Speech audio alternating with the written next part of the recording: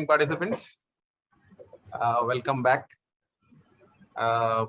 Welcome back to the penultimate lecture of the American Literature series, to the participants of American Literature series, as well as the participants who will be participating from tomorrow on that series called The History of English Literature. You are also most welcome today. We have made this lecture open so that whosoever feels can enjoy this lecture on Romantic Age in American literature.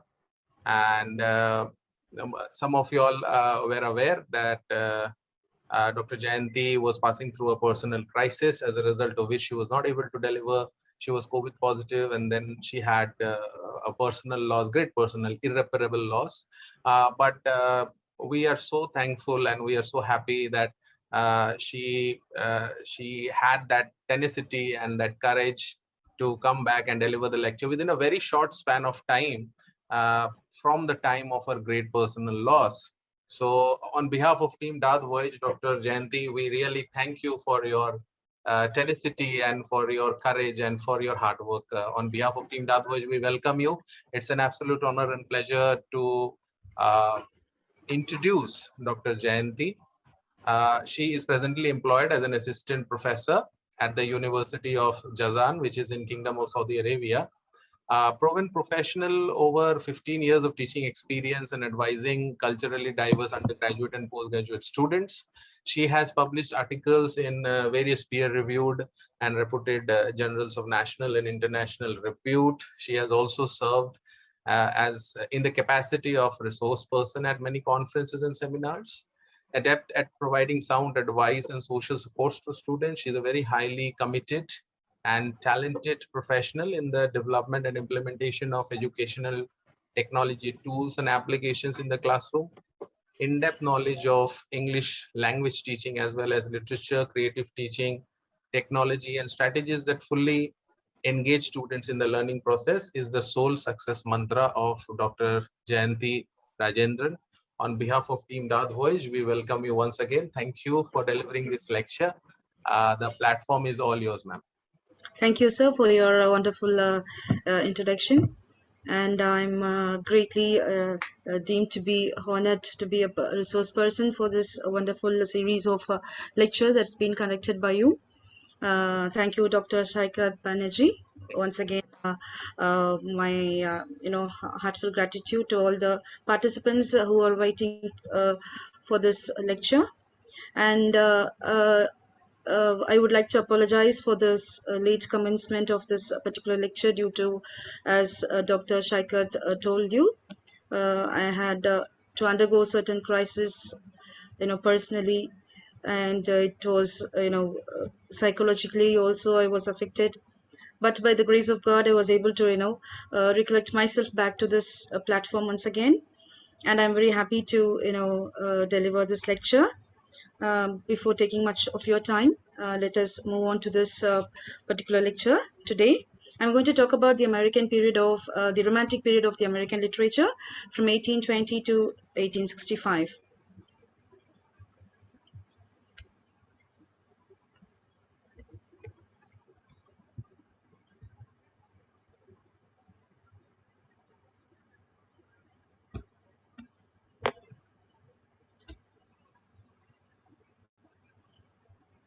Yes.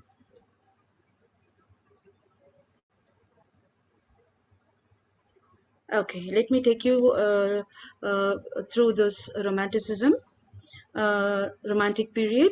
What we are actually going to see today in this lecture series is the characteristics of the Romantic period, the major writers and the major works.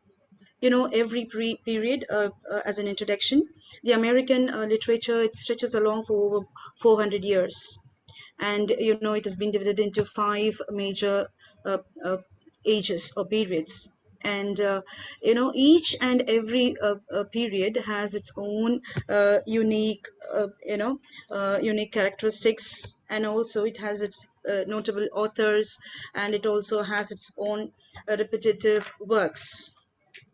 And what we are going to today look upon is the Romantic period, the characteristics, the major writers, and their works. Before moving on to romantic period itself, I'd just like to classify the romantic period with the classic period. Romantic period, I've just sorted or jotted down 3 points which could just give you a clear idea of what romantic period could be. Romantic period writers, or the for that matter, the writers of all genres were interested in the rural society and nature. They were concerned with mysteries and infinite. And they had faith in senses, emotion, and imagination. They just want to be, they want themselves to break away from the conventions. So much they were oppressed, and then they want to just get back to all these emotions, feelings, and imaginations. Whereas the classic period, they were interested in the urban society, more concerned with scientific and the mundane, had faith in reason. This is where they had the main clashes. This is where they differ from the classic period. So the romantic period writers, and they just wanted to be away from all these urban society, away from reason, and to concentrate more on emotions and imaginations.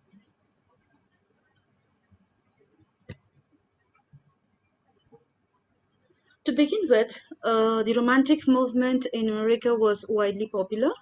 Novels, short stories, and poems replaced the sermons and manifestos of early days. Romantic period was personal and intense. It portrayed more emotion than ever seen in neoclassical literature. This is one of the main, underlying theme of romantic period.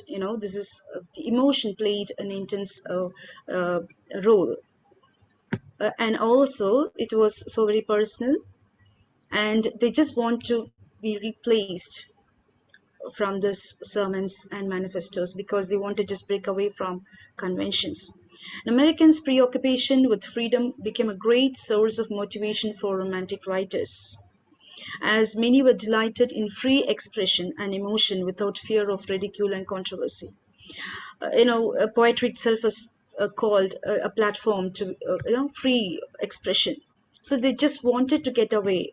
They were just delighted, and they also put more effort into the psychological development of their characters, and the main characters typically displayed extremes of sensitivity and excitement. The works of romantic era also differed from preceding works in that they spoke to a wider audience, partly reflecting the greater distribution of books as costs came down and literacy rose during the period. This is where the people were given more chance to read the literature. And the romantic period also saw an increase in female authors and readers. This is very interesting. Female writers were given prominence, were given importance, and they were recognized during this romantic era.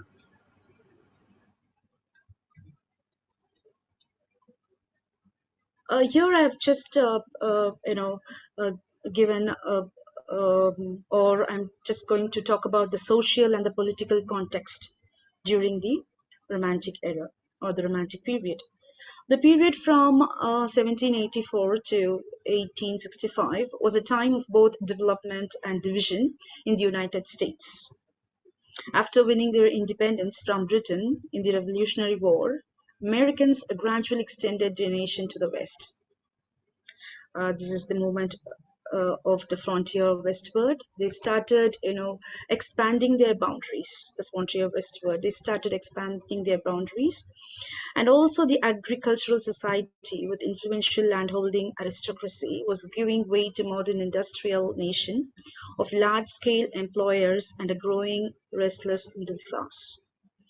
You could clearly see from the last point that there were a growing up of middle class, and also a word that is noted here with the vocabulary restless middle class were coming up in larger numbers, and this is the social context under which this era erupted.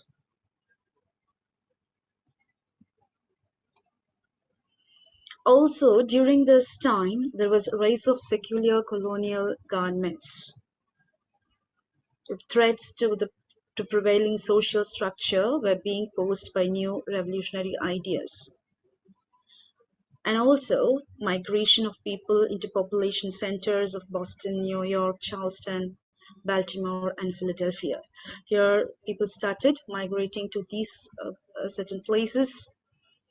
And also there, as I told you, there was a race of secular colonial government, and also there were threats of prevailing social structures, and there were a social context where had a dramatic or a drastic change.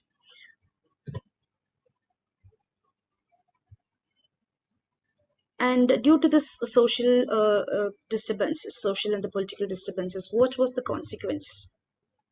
The consequences due to this social and the political unrest was low wages, horrible working conditions, large-scale employment of women and children in brutally hard occupations, like they were employed in coal mining. And also, in the face of technological unemployment and poverty, workers who could not vote had to resort to protests and riots, incurring further repression, because they had no other option but then to protest against it, and then they had to face the consequences. While the poor suffered, the leisure class prospered. This was the social condition during this time. Women of all classes were regarded as inferior to men. This was the time when women were, considered inferior, but they had to take up their stand to come up. They were undereducated, had limited professional opportunities, were subject to a stern code of sexual behavior and no legal rights. But still, you could find in literature how women were able to overcome all these hardships, these difficulties, these hurdles, and then take up their role and take a stand uh, to defend themselves, to protect themselves, and to make themselves a name.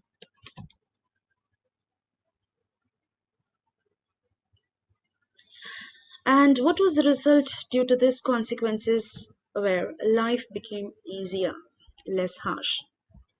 Harsh demanding philosophies and religions were felt to be no longer required. On the other hand, religion was given much importance, but now they just want to be away from that. They felt that religion is suppressing them. In the name of religion, they were suppressed, and religions were felt to be no longer required. They just wanted to, just go by their emotions and their feelings. Rise of democratic institutions. There was a great belief in democratic ideals, concern for human liberty, and a great outcry against various forms of tyranny.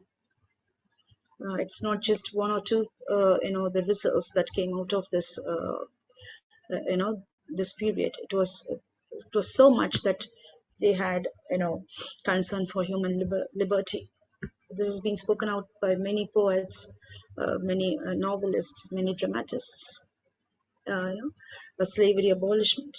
All this has been spoken about for human liberty. There were so many people who took their stand to talk about human slavery and to get rid of it. And there was a rise of education, introduction of new ideas and philosophies. When introduced, new forms of schools for literature was discovered, and people were given this chances. There was rise in education. Immigration of Catholics and other Orthodox adherents into the colonies. Decline of Puritanism, rejected by younger generation, desired for separation of church and state, horror at the violence. For example, Salem witch trials. You see, there was a decline in Puritanism. Puritanism during which church was ruling the people. Younger generation doesn't wanted that to happen. They had a desire that church has to be separate, and they should have a separate rulers for themselves, and they should not get involved with ruling of people. This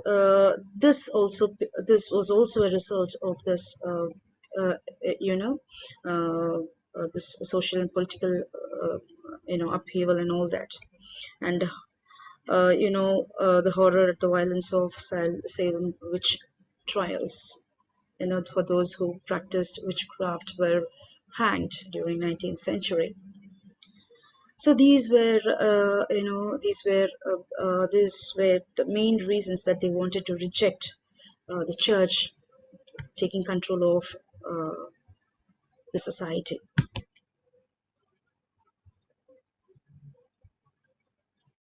And I've just given a few definitions here with reference and quotes.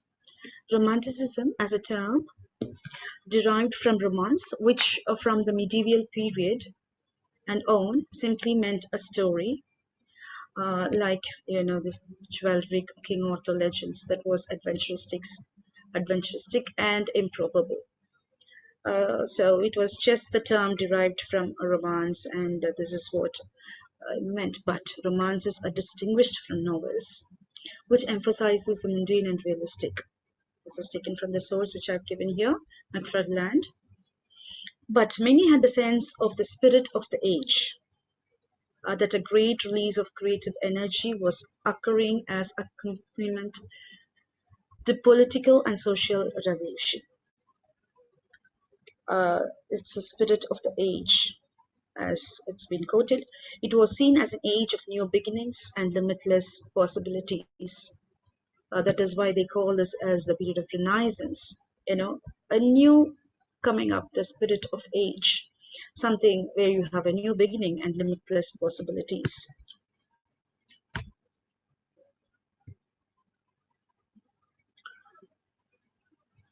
The Romantic movement authenticated strong emotion as an authentic place of aesthetic experience, employing new emphasis on emotions such as anxiety and horror. So this romantic movement, it had a strong hold on emotions.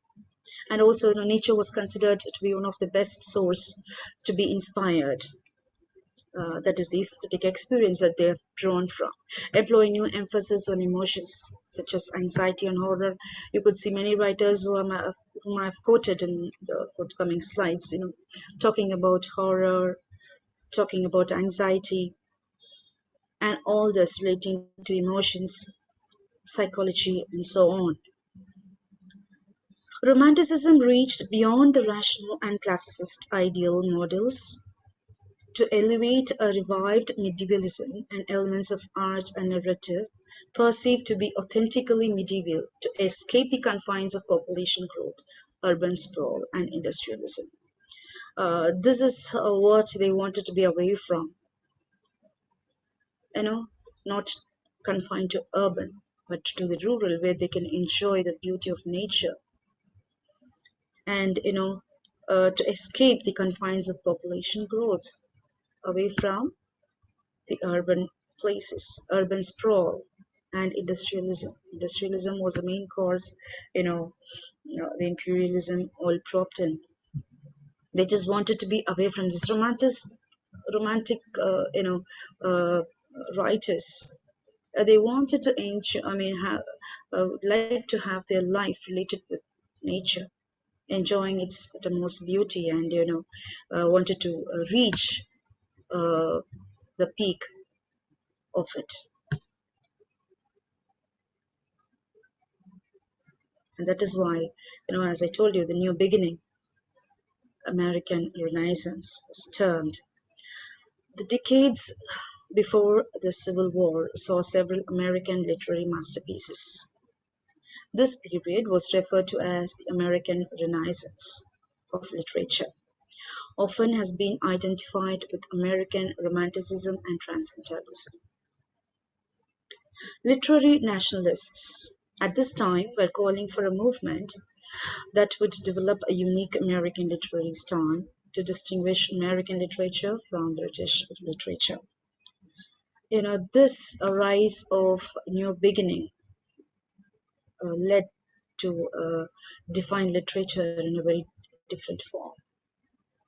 It's often been identified with American Romanticism, the way they differed from, conventional thinkers.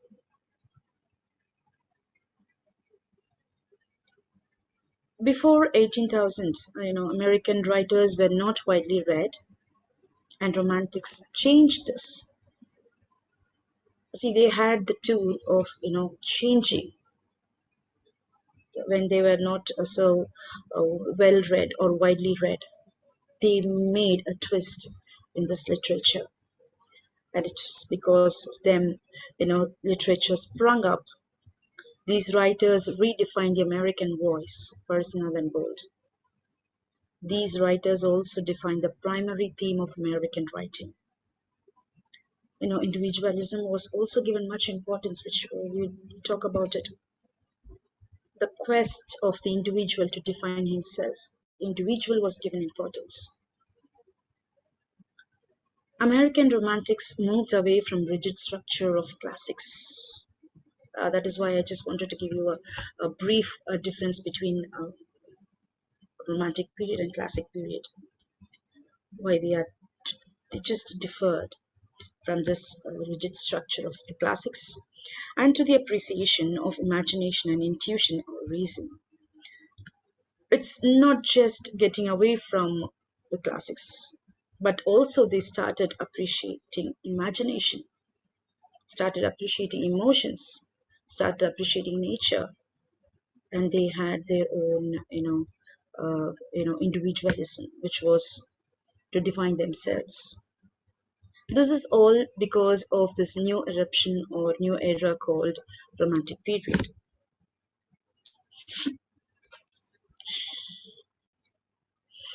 There are so many definitions for American Romanticism.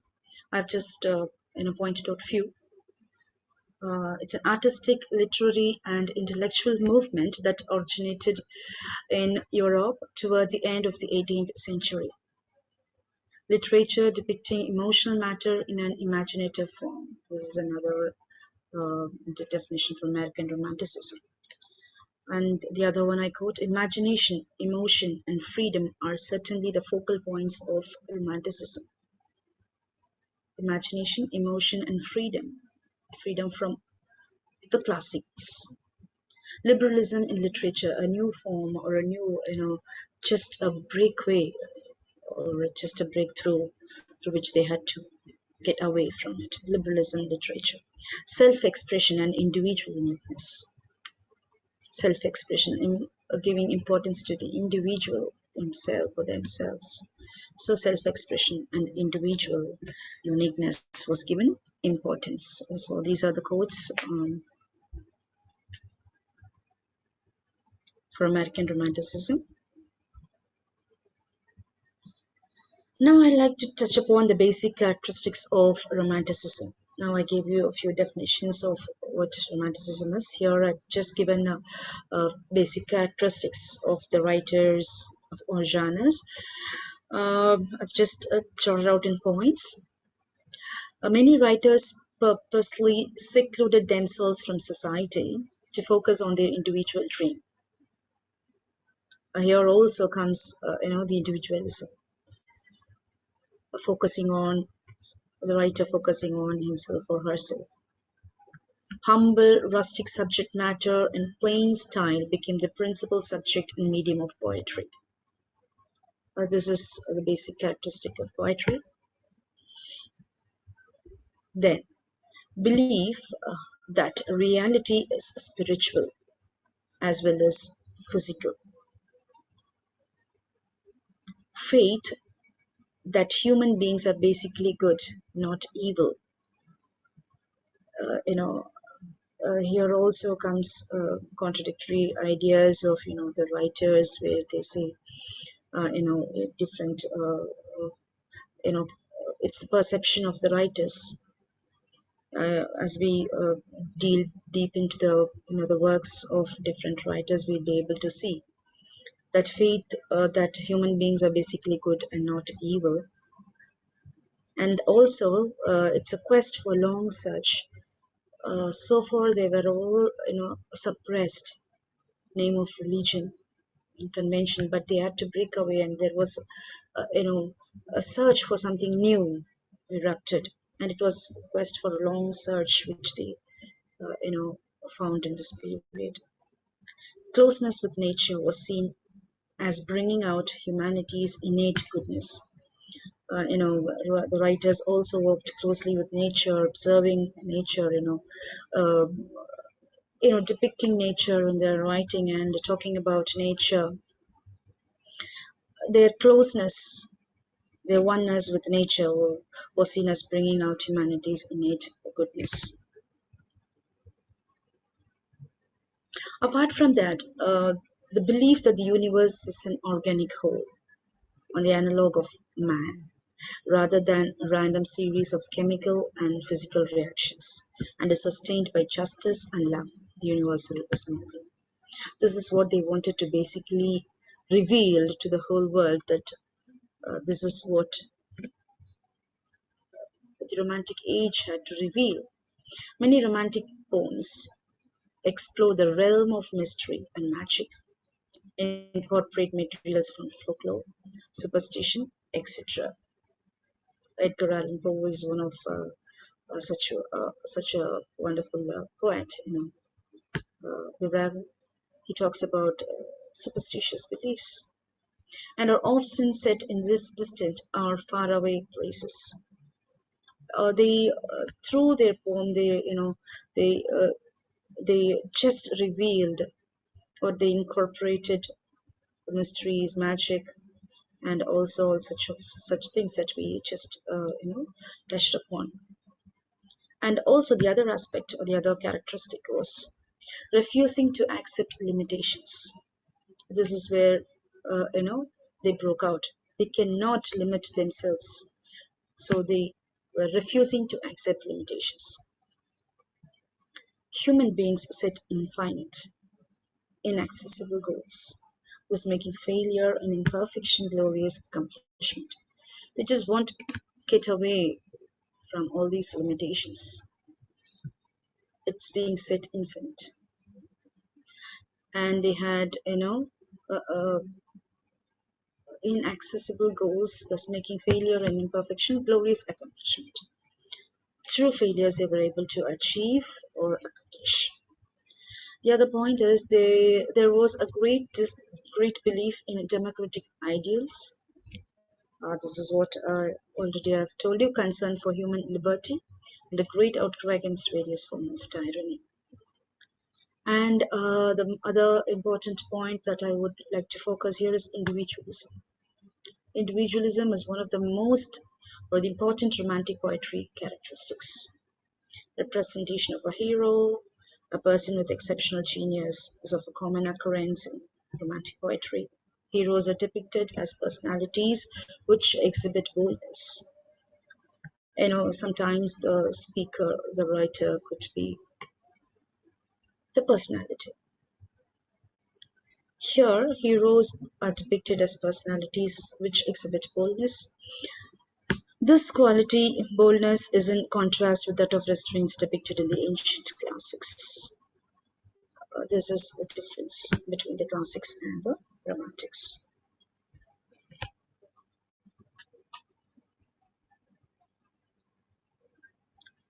Major writers of poetry.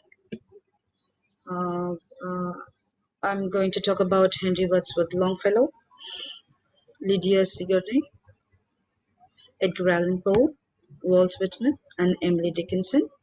I'll touch upon these poets' works and their, the style of writing, and their influence, the way they contributed to Romantic period.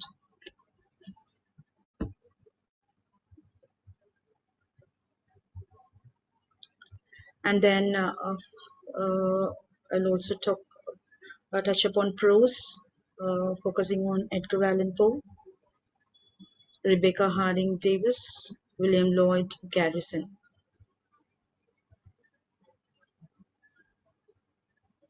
And then on narratives, Frederick Douglass and Harriet Jacobs' incidents in the life of a slave girl.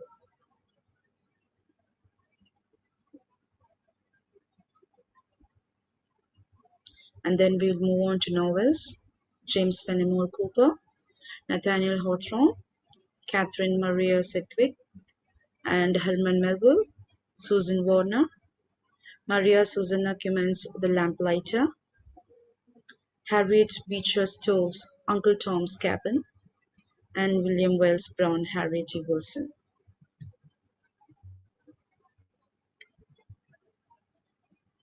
And then we would move on to drama. George Aiken's play, Uncle Tom's Cabin, based on Stowe's novel. Now we will move on to poetry.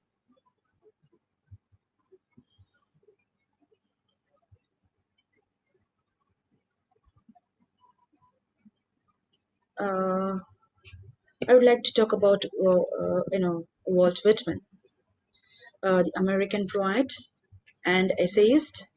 Walt Whitman was a highly influential American writer. His American epic, most notably with his 1855 publication of 12 poems entitled Leaves of Grass, which celebrated the subjective experience of the individual, celebrates the common person. It's a sprawling combination of biography, sermon, and poetic meditation. And also, it explores possibilities of communion between individuals. And Walt Whitman, through his poems, he proves, he both encompasses and is indistinguishable from, the individual is indistinguishable from the universe. He gives more importance to individuals. One of the poems, Song of Myself, emphasized individualism with a tone of joyous and mystical. The cycle of life renews itself constantly and so conquers death, which for Walt Whitman, can overcome mortality and so can conquer death, which for Whitman was a goal achieved by uniting the individual with all other people through a transcendent bond. This Song of Myself is one of, often quoted poem by Walt Whitman, where he, celebrates a common person in individualism. So he's giving importance, to individuals. Talks about renewing of life constantly, through which we can overcome mortality. It's not only Walt Whitman who talks about mortality and immortality, but as you could see, the poets during Romantic period talked about poets like Emily Dickinson, uh, talks about this in our in her poems. She talks about the death.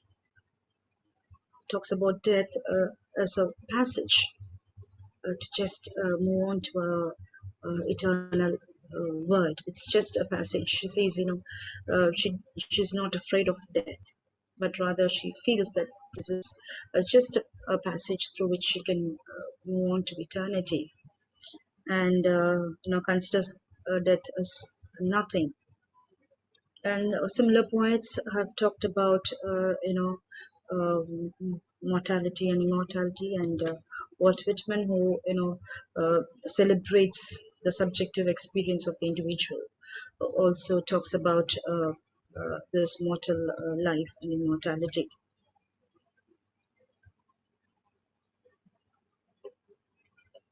The other poet that we are going to talk about is Edgar Allan Poe.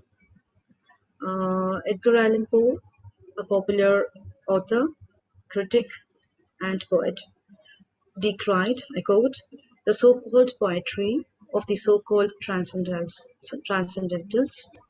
These American, I unquote, these American writers who questioned transcendentalism illustrate the underlying tension between individualism and conformity in American life. So these American writers who question transcendence illustrate the underlying tension between individualism and conformity in American life. So they just, they just differ, as they see, um, transcendents like Emerson and Thoreau, they believed that society, including organized religion, was killing the individual's pure soul. And to the transcendental writers, people and nature were inherently good if their being in self-reliant and in each person was true to himself or herself. They believed in this utopian society. They felt all that is in oneself is good, where each person embraces their individual strength and contributes to the betterment of the community. But on the other hand, when they say it's only good that we see in humans, there are writers who say they have both good and bad, where sin has to be, uh, to be taken away from them so that they become as good as they wanted to be. And this is where they just differ. And Poe's best-known works include the poems To Helen in 1831, The Raven, 1845, which is very popular, and The Annual Leave in 1849, and the short stories of the wickedness and crime, like The Telltale Heart during the year 1843, The Cask of Amontillado in 1846, and the supernatural horror story, The Fall of the House of Usher, 1839. His tale, The Murders in the Rue Morgue, in 1841, initiated the modern detective story. Apart from writing horror, something about dark side of human life, he also started writing about detective stories and novels. And the atmosphere in his tales of horror is unrivaled in American fiction. A person whose death is unknown how he died. But his writings, provoke anxiety and horror, instills horror in the mind of the readers. And this is the special, unique character of Edgar Allan Poe. In his Raven, he writes, in 1845, number among the best known poems in the national literature.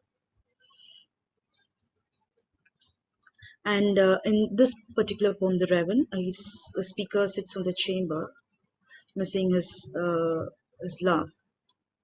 And hears the noise at the door, and to his surprise, he finds the raven. And finally, it just says its name is Nevermore. The way the poetry opens and the scenes are depicted. It depicts as the scene opens, and it depicts the even the rhythm and the tone. It depicts the horror, instills fear as the doors shutters, hearing the noise at the door. So this is the unique way he writes, and all his writings, poems, and his poetry is his novel. Everything is related or touched upon with this horror, and also upon this kind of detective stories. Is The Raven numbers among the best known poems in the national literature. Much of Poe's best work is concerned with terror and sadness. As I just told you, it is concerned with terror and sadness. But in ordinary circumstances, the poet was a pleasant companion. Just a friend, to be a companion. He's a fine guy, but then in his writings, he always, uses, terror, and also as sadness, and then, all this wickedness, crime, and then all this sort of things are included in his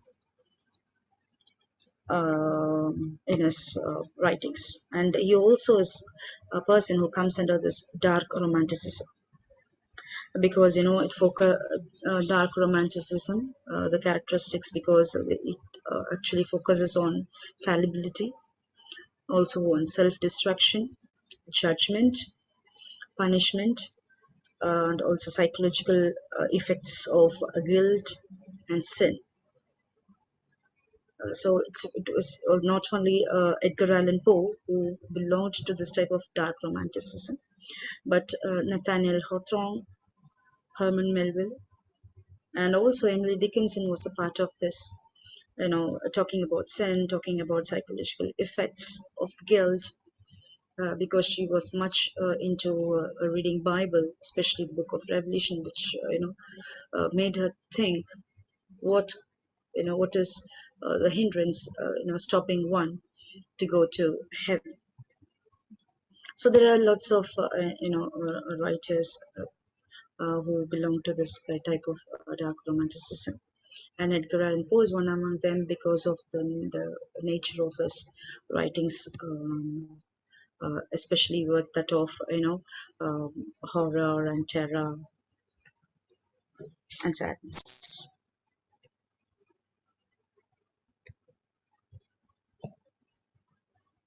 And next poet that we move on is Emily Dickinson, American lyric poet. She's also called a conventional poet. She wrote much on the biblical themes, and she used images from nature and also from religion, music, death, and life to probe into the universal themes, and also identifying of self, death, immortality, and love. She was a she's a very unique poet. Such a brilliant poet who had all her writings not known to many, except for few. An American lyric poet, Emily Dickinson, lived in seclusion and commanded a singular brilliance of style and integrity of vision.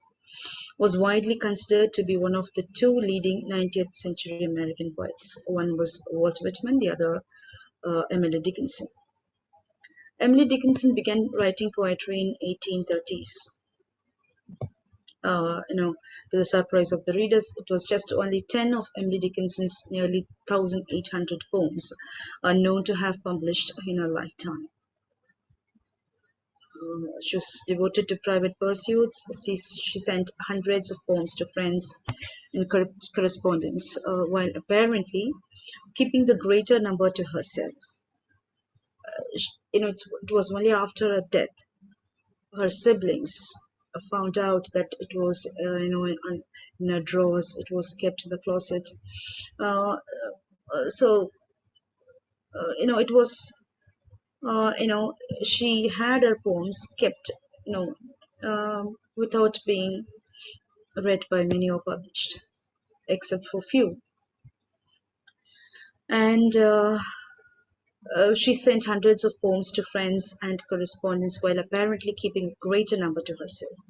She habitually worked in verse forms, suggestive of hymns and ballads. As I told you, she was a very devoted Christian. So most of her verse forms are basically from hymns and ballads, with lines of 3 or 4 stresses.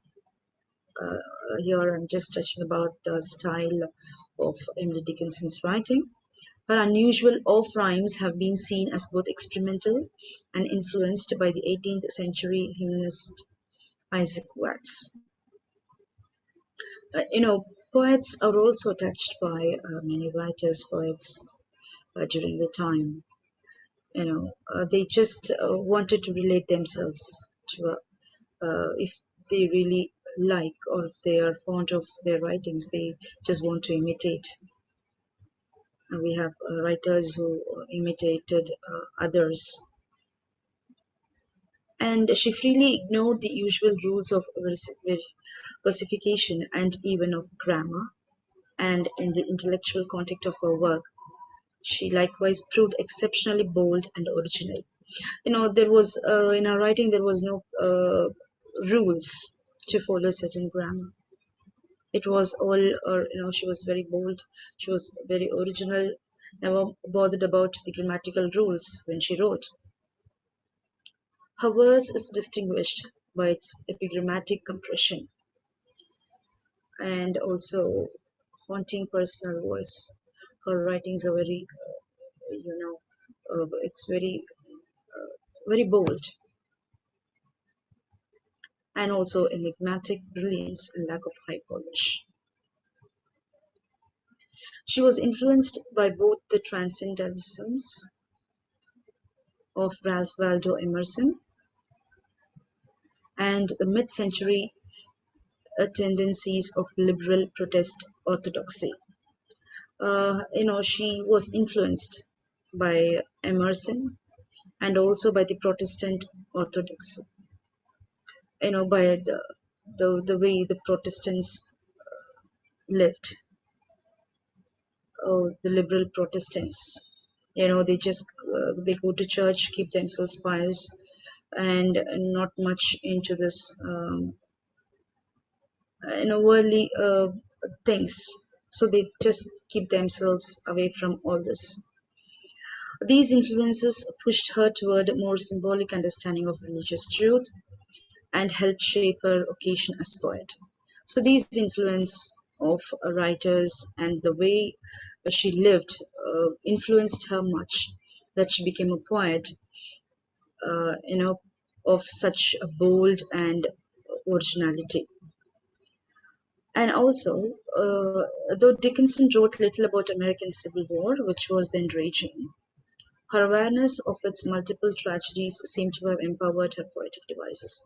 She didn't exactly write about the American Civil War, which was by the time, was going on, but it was her awareness of its multiplied tragedies, which she has seen, has been empowered, to have empowered her poetic drive. It has also has influenced her writing poems. It's not that she hasn't written about it, but her poetry had an impact of this American Civil War. And then Dickinson's poetry was heavily influenced by the metaphysical poets of 17th century England, as well as her reading of Book of Revelation and her upbringing in a Puritan New England town, which encouraged a Calvinist, Orthodox, and conservative approach to Christianity. This also was the basic foundation of the influence that she, that affected her more, which could be seen in her writings. Her poems include a few I have mentioned here, Because I Could Not Stop for Death. It goes on. He kindly stopped for me. The carriage held two but death and me, and she goes on talking about it. She says it's going to be a pleasant pleasure, welcoming death, because she can move on to a new world of eternal life. And another poem, I taste a liquor never brewed. There's a certain slant of light. I felt a funeral in my mind, to name a few. So these, the way she writes or begins, it's very arresting that we would like to dwell into our poetry again to read what comes next. Such an interesting and such a bold, wonderful, eminent a poet during her time, but most of her works were unpublished during her lifetime, but was later being published by her siblings.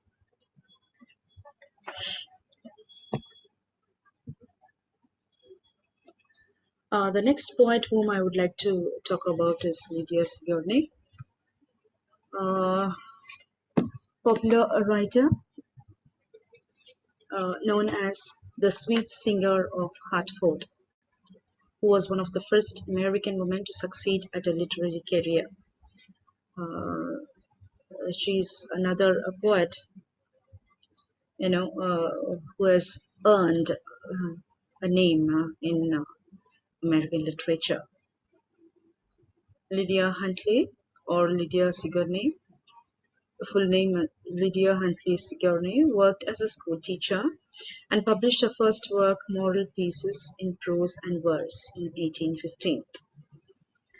Sigourney's writing relied on sentimental conventions of moral and religious themes. Not much far from Emily Dickinson, she also wrote on the themes of, she wrote on religious themes and also sentimental conventions of moral. Death and pity were her most popular subject.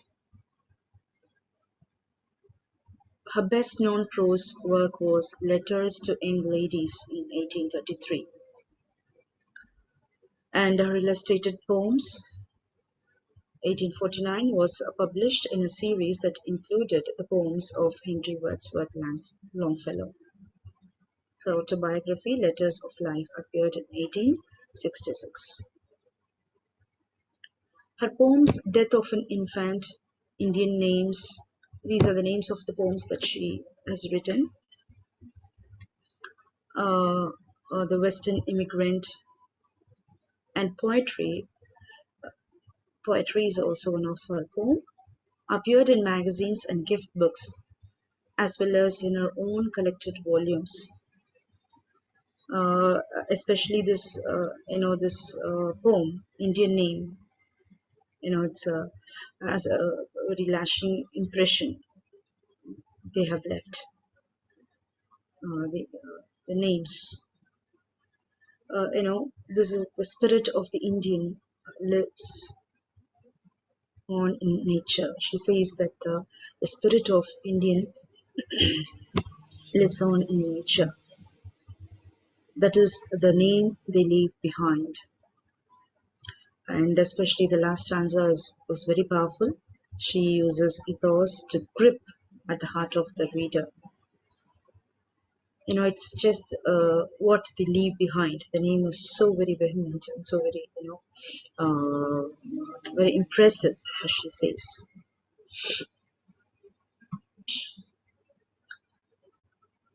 And she rarely departed from a trademark formula of pious and morbid themes tied together by catchy couplets. This is her unique style of writing.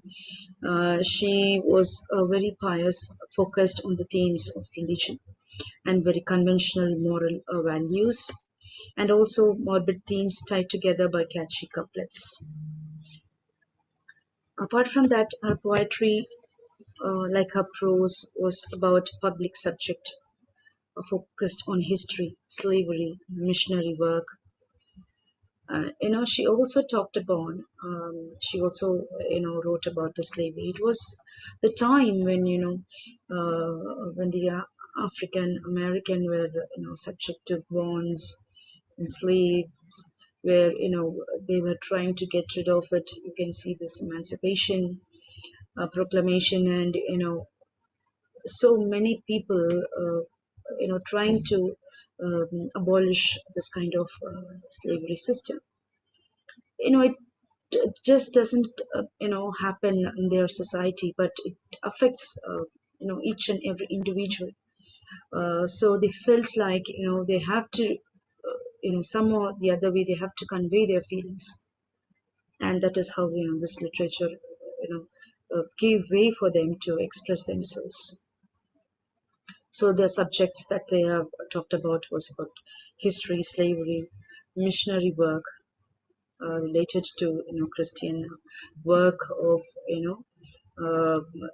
revealing Christ to others, and current events treated personal matters, especially loss and death, as experiences common to all. She also, as has a theme on death, and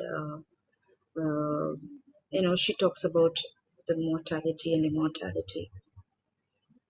Unlike romantic poetry, her poems use familiar language, very familiar language, often language associated with hymns and Bible, which means that she has been influenced by the Bible, the hymns, because, the upbringing of Lydia was also had a strong influence on her writing. unlike Emily Dickinson, she was, more into dealing with the themes relating to Bible and hymns, and a language also related, or associated with it. As Bible is written in a different version, but in the earlier version it was a King James version translation. Uh, you know, she used the language that was used in the King James version of the Bible translation. To present events like death of an infant or spouse as painful instances of humanity's common fate, which would cause more on, or which would had more impact on her. Like she wrote about the death of an infant or spouse as painful. Obviously, losing someone is very difficult to digest, and it is obviously painful, which cannot be just forgone. Painful instances of humanity's common fate. They also encourage readers' compassion for others and urge them to draw religious conclusions from the contemplation of natural process and historical events, which as we readers, when we read the poem, we come to a conclusion from the contemplation of the natural process and historical events. This is how a writing went about. They just make us feel when we read her poems. We just become, we put in ourselves in the shoes of the poets, and then we feel what they have said, and then we just contemplate all that into a natural process.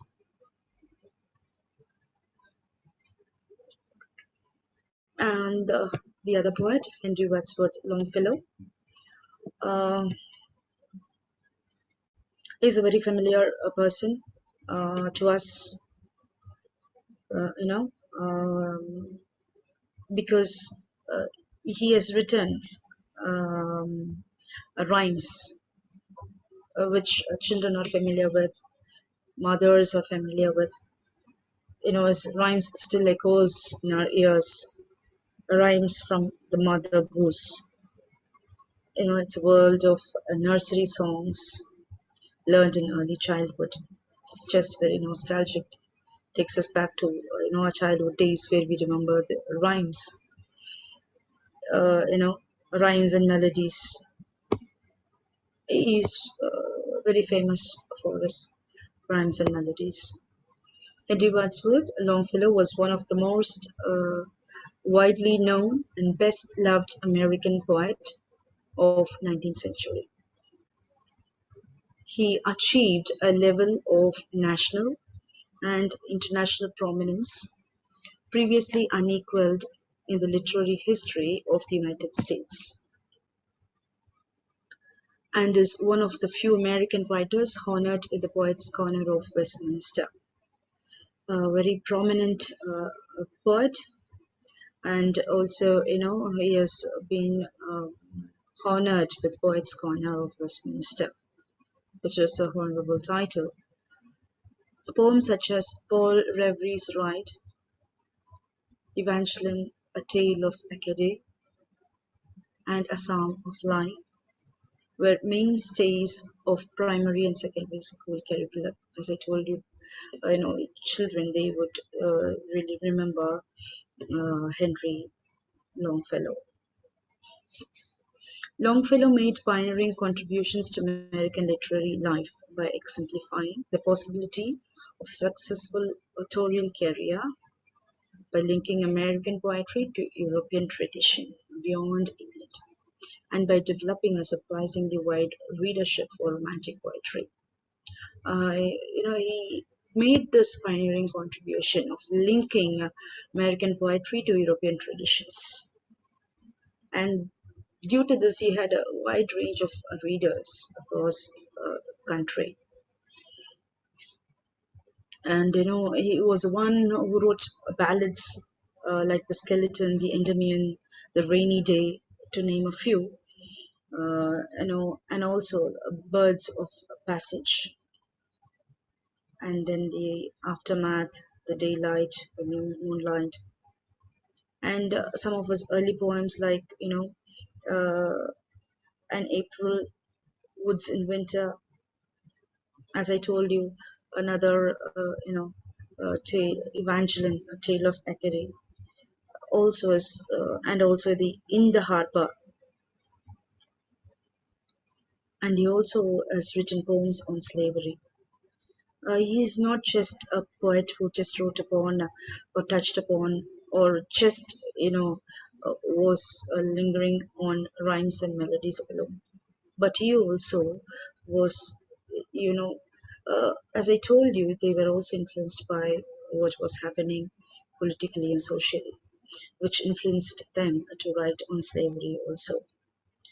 um, you know he also wrote about the haunted house, appears to be a ghostly poem, the haunted house.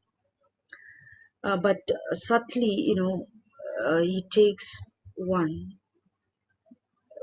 mean, that takes the reader, and he introduces to the, psychic phenomenon and worldly desires. He says, may go hand in hand. And also, he says, afterworld powers to how they govern the ambitious and aspiring of the mortals. And he has written on nature, a universal truth of death as a subject. So he doesn't just stop with rhymes and melodies. He has also, has talked about the worldly desires, the aftermath of it, and were the one who really desires to, uh, wants to know the powers of afterworld, and these are the aspirations of the mortals. And talking about nature as the universal, truth. Much of Longfellow's work is categorized as lyrical poetry, but he experimented with many forms, including hexameter and free verse. His published poetry shows great versatility, using anapaestic and troic forms, blank verse, heroic couplets, ballads, and sonnets. Longfellow wrote on obvious themes which appeal to all kinds of people. His poems are easily understood. They sing their way into the consciousness of those who read them. And above all, there is a joyousness in them, the spirit of optimism and faith in goodness of life. So, these are the two things, the spirit of optimism and the faith in goodness of life, which evokes immediate response and emotion of his readers. As we read through his poems, we are always, we think to be very positive. We know that what we fight for, we would attain. And, it provokes a positive response from the readers. Many of his celebrated pieces, like Paul Revere's Ride, The Song of Harriet, Evangeline, The Tale of Acadie, and The Wreck of the Hesperus, The Building of the Ship, and My Lost Youth, are long. Haunted House, as I told you, Rainy Day, Nature, etc., a few poems to be mentioned.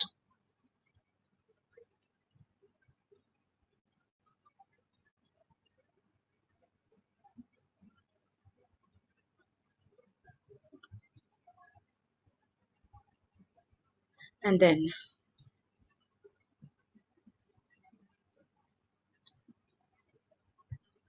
we are moving on to the prose. Here we are, Rebecca Harding Davis.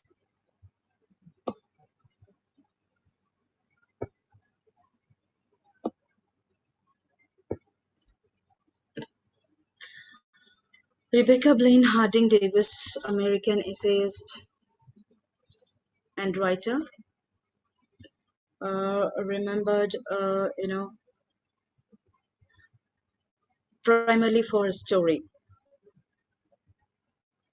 Life in Iron Mills, which is considered a transitional work of American realism. Its center is industrial work, especially that of the iron mills. The life of the iron mills. She focuses on the industrial workers, especially related to iron mills. It is the style is the realism, the way she depicts things is very realistic. It is described as a polluted and oppressive village, inhabited by laborers, mostly masses of men, with dull, sorted faces, bent to the ground, sharpened here and there by pain or cunning, skin, muscle, and flesh begrimed with smoke and ashes. End quote. This is the thing which I've quoted from this life, in the iron mills. Rebecca had begun dabbling in writing of verse and stories in her youth. Some of her early pieces were published, like Men's Right in 1869, Some Testimony in the Case 1885, Women in Literature in 1891, In the Grey Cabins of New England 1895, and The Disease of Money Getting in 1902, or some prose essays. Since we are dealing with the prose, I just wanted to, focus on, just give you the names of all the prose she wrote. The Exploration of Female Social Roles in 19th Century. The exploration of female social roles in 19th century society is the common theme in Davis's work. Rebecca Harding Davis, focused on the theme of female social roles, and how female characters can be viewed as early proto-feminist symbols. Why? Because they exemplify the issues surrounding the commodification of women and the patriarchal society that places restrictions on female identity. A very bold a poet, prose writer, who could sketch or pen the issues of the female, the feminist ideas, because in our writings, the female characters were viewed as the proto-feminist symbols. Because the society they lived in was the patriarchal society where only men were given importance, and it's just the surrounding of the commodification of women, which clearly talks about how women as a commodity, something to be something which can be possessed or bought, and the patriarchal society that places restrictions on female identity. Recurring themes in Rebecca Harding Davis's work are the social and political issues of 19th century. We knew from the beginning what were the social and the political issues that were erupting during this Romantic period, and these were the main themes or recurring themes that Davis started her writings. Started writings, prose or her works on, especially the American Civil War, race, regionalism, the working class, and women. A focus point was all these, just not the female or the role of female in the social and political context, but also she wrote upon American Civil War, race, regionalism, working class people, and especially women. Apart from Davis's focus on this, her children's stories, essays, and articles appeared regularly in most of the leading magazines of the day. And from 1869, she was for several years also a contributing editor of the New York Tribune. Not only a writer who just focuses on the issues of the society and the political impact on people, especially on women, but also she wrote children's stories, which was very welcoming. Her books include Waiting for the Verdict, Proeris et Forces, A Plea for Our Altars and Hearts in 1870, John Andrews, 1874, A Law Unto Herself, and then she has written many other books,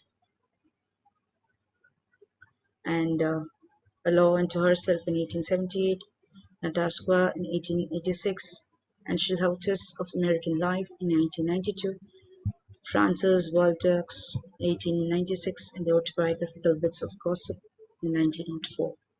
So these are the characteristics of the themes that she wrote. A very well-known essayist and a prose writer. The next person that we are going to look upon is William Lloyd Garrison. William Lloyd Garrison, American journalist, crusader, who published a newspaper called The Liberator, and helped lead the successful abolitionist campaign against slavery in the US. He's a person, basically want to abolish this slavery through his newspaper, The Liberator. His writings are rhetoric, focuses on the ideas of anti-abolishing slavery, that is the Liberator, arguing against a set of unstated positions who claim to be moderate.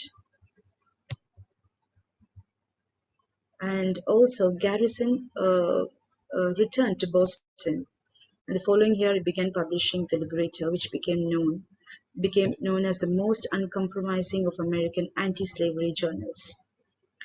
Through this, Garrison became very prominent, prominent writer. In the first issue of this Liberator, dated January 1st of 1831, he stated his views on slavery vehemently.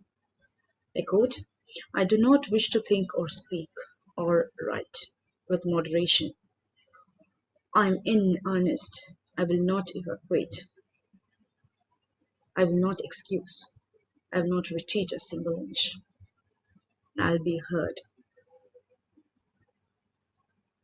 And this is it is very interesting, I unquote, "It is very interesting to analyze a typical passage of Garrisonian rhetoric. For example, here, I quote, "I am aware that many object to the severity of my language. Tell a man whose house is on fire to give a moderate alarm," unquote. Now, I told you the rhetoric style that he uses, the prose format. One finds in that paragraph the whole range of his rhetorical techniques. Garrison's commitment to abolitionism with his commitments to women's rights, temperance, and pacifism.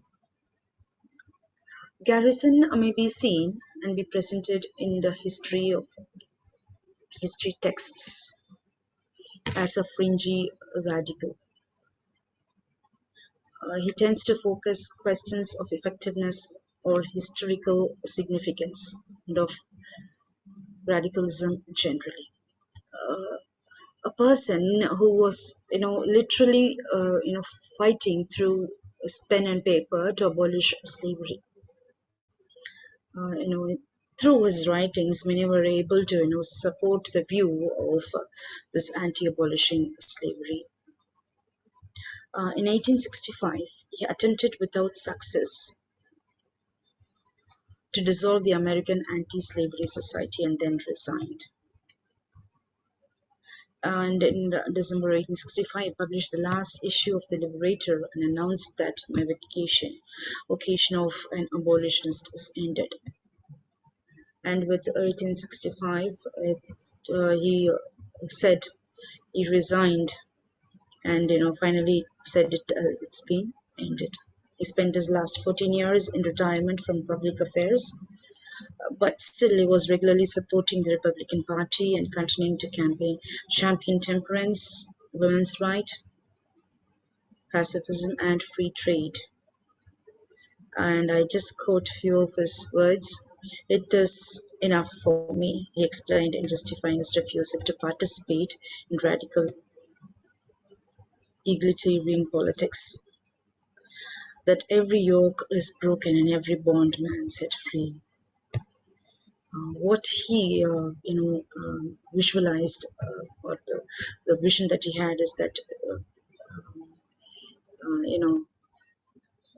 he want all the, yoke to be broken so that other bondmen could be set free. He wanted to abolish slavery and to set every people, free from slavery.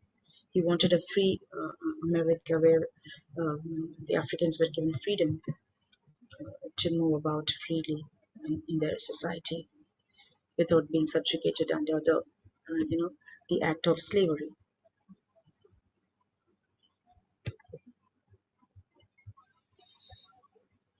Next is narratives, is what we are going to move on to. And narratives, we have writers which we would just know about. Frederick Douglass was an escaped slave who became a prominent activist, author, and a public speaker. Frederick Douglass is is a very prominent activist. Again, their writings is on and about slavery. He became a leader in the abolitionist movement, which sought to end the practice of slavery before and during the Civil War. This was the main, main motive, main idea of the writers, which they just brought about. After that conflict and the Emancipation Proclamation of 1862, he continued to push for equality and human rights until his death in 1895. Narrative, of the life of Frederick Douglass. Through this narrative, or an American slave, he also humanizes slaves and demonstrates the corrupting effect of slavery has on slaveholders. He depicts very clearly how the slaves are being treated by the slaveholders. Douglass in 1845, autobiography, narrative of the life of Frederick Douglass, an American slave, described his time as an enslaved worker in Maryland. It was one of the 5 autobiographies he penned, along with dozens of noteworthy speeches, despite receiving minimal formal education. A man who fought for abolishing slavery. Very bold in his writings, stood up for what he did. 2 years later, Douglass published the first most famous of his autobiographies, The Narrative of the Life of Frederick Douglass. I also authored My Bondage and My Freedom, and The Life and Times of Frederick Douglass. These are other 2. And the influential narrative Frederick Douglass is an awe-inspiring description of his struggle and fight for freedom against the prejudiced, brutal, oppressive Southern institution of slavery. This narrative of Frederick Douglass, is a description of the struggle and fight for freedom against this prejudiced, brutal, oppressive Southern institution of slavery. In it, narrative of the life of Frederick Douglass, he wrote, I quote, "From my earliest recollection, I date the entertainment of a deep conviction that slavery would not always be able to hold me within its foul embrace. And in the darkest hours of my career in slavery, this living word of faith and spirit of hope departed not from me, but remained like ministering angels to cheer me through the gloom." He was so very optimistic in his vision that surely there's going to be a true conversion and true freedom for all these who are under this bondage. Throughout his narrative, Frederick depicts the horrors of slavery by exposing the slave masters' use of physical and psychological abuse. See, being a slave is not something easy. The way they are being exploited by the slave masters is also being projected. It's not just giving us how they feel, but also they just expose the slave masters' use of physical and psychological abuse. He was very very bold in bringing out all this. Frederick Douglass's vivid descriptions of his emotions and thoughts also humanize the enslaved African Americans. I just quote from his work. Thus, is slavery the enemy of both the slave and the slaveholder? Let's move on to the next writing. Here we have Harriet Jacobs.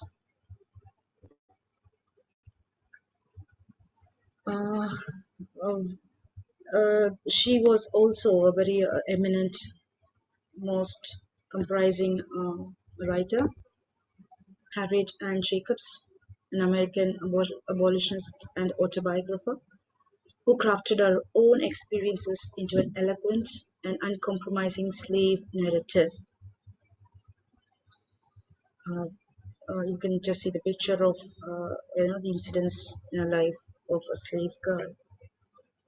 Self-published in 1861, Incidents in the Life of a Slave Girl is arguably the most comprehensive slave narrative written by a woman. It was so uncomparable that it was such a wonderful narrative, especially written by a woman. That is, the incidents in the life of a slave girl. Jacob's narrative does not shrink from discussing the sexual abuse of slaves. What we saw in Frederick Douglass was, the psychological abuse of the slaveholders on the slaves. She goes furthermore, discussing the sexual abuse of slaves, the anguish felt by slave mothers who face the loss of their children. The loss of mothers, she talks about the mothers, especially when, the anxiety that fills them and the loss, the recurring loss, and their emotions and feelings are written in our narrative. And rediscovered during the civil rights movement of 1960s. Jacobs' autobiography was not authenticated by scholars until 1981. And they said it was just the work of imagination. Because she probes more into writing the facts, but was considered, criticized for not, being authentic, and therefore often being considered a work of fiction. The theme that took over our works are the corrupting power of slavery and the psychological abuses of slavery. Jacob takes great pains to prove that there can be no good slave masters. Slave masters, this is very clear in this narrative instance in the life of a slave girl. Though he wanted to be good, but when he was cornered, he had to just let go the slave. He had no other option of killing them. So Jacob takes a great pain to prove that there can be no good slave masters. And she argues that slavery destroys the morality of slaveholders almost without exception. She was very bold in striking this point, says that slavery destroys the morality of the slaveholders. And the psychological abuse of slavery. Most slave narratives emphasize the physical brutality and deprivation that slaves were forced to endure, presenting gory descriptions of beatings and lynchings to shock the readers. There are many poets who rewriters who wrote about all this, but women writing about this slave narratives it's been glorious that she has forcefully has engulfed everything in our narrative incidents in the life of a slave girl.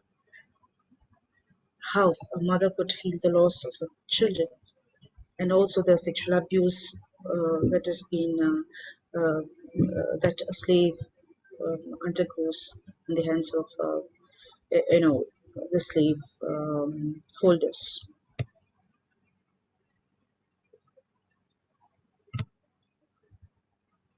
And then moving on to novels, we are here.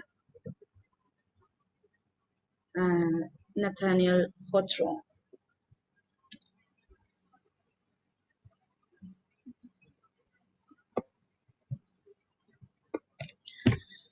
Nathaniel Hawthorne was the foremost American writers of the era, achieving critical and popular success with novels such as The Scarlet Letter, all this literature scholars must be aware of, and The House of the Seven Gables.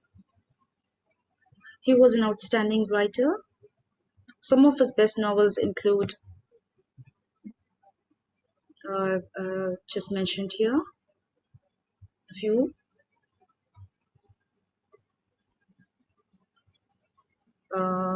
Other notable works from this time period include Nathaniel Hawthorne's Scarlet Letter in 1850 and The House of the Seven Gables in 1851. He is a master of the allegorical and symbolic tale. He also published very impressive and distinctive stories as The Hollow of the Three Hills, and also An Old Woman's Tale in 1832. My Kinsman Major Molyneux and Roger Malvin's Burial, two of his greatest tales, and among the finest in the language, had appeared. And also in Goodman Brown is also a well-known play by Nathaniel Hawthorne. Perhaps the greatest tale of witchcraft ever written, appeared in 1835. He also belonged to dark Romanticism writers who believed that human had a dark side. It's not just only a good that only good we find in humans. He also said there are the other side, the darker side of humans. From his point of view, people needed sin, guilt to learn how to be themselves. And there is no room for this utopian society where they said all people are good and we have to realize it, go upon about it. But he said there is something, darker side in every human. Explores, guilt, and also which leads to revenge and redemption. during his, in the colonial American period. In this, especially in this Scarlet Letter, he blends, the supernatural elements with psychological insight in his story of, of a woman who's publicly, she is being for punishment for adultery.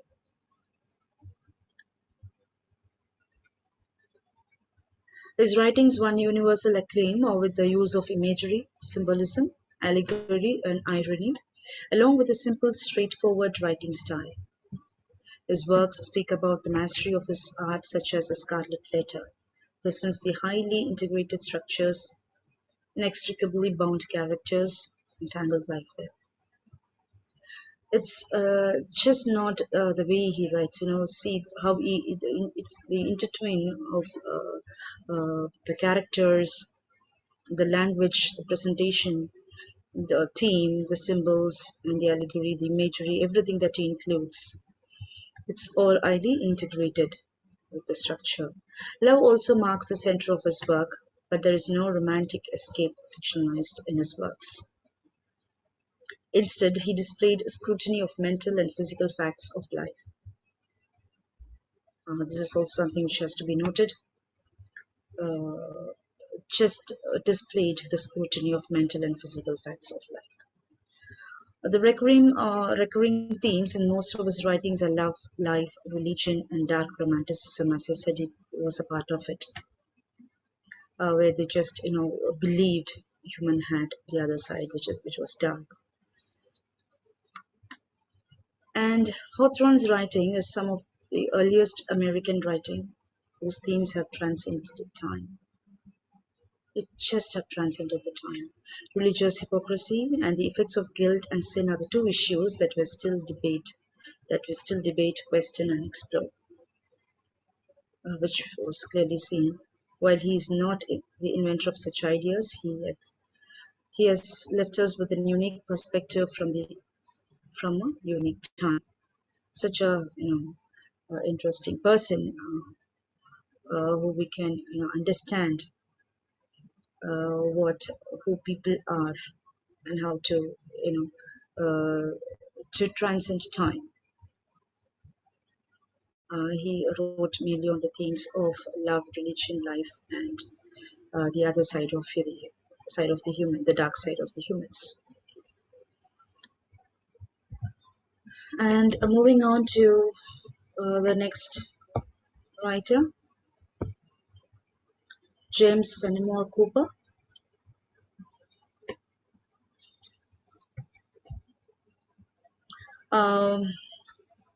First major American novelist and author of the novels of the frontier adventure known as Leatherstocking Tales,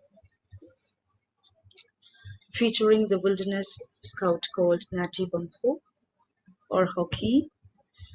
They include The Pioneers in 1823, The Last of Mohicans, and The Prairie in 1830. He wrote and published his first fiction, Precaution, in 1820, was a plotting imitation of Jane Austen. James was considered to be, a person who imitated the writers, which could be seen in his writings. He published his fiction, Precaution, which was an imitation of Jane Austen's novel of English gentry manners. It is mainly interesting today as a document in the history of American cultural colonialism, and as an example of clumsy attempt to imitate Jane Austen's investigation of the ironic discrepancy between illusion and reality. First novel, Precaution, was imitation of Jane Austen's novel, and he also published a second novel, The Spy, in 1821. Was based on another British model, Sir Walter Scott's Waverley novel. Roberts' stories of 27, The Pathfinder, and The Deerslayer. So the second novel, The Spy, was an imitation of Sir Walter Scott's Waverley.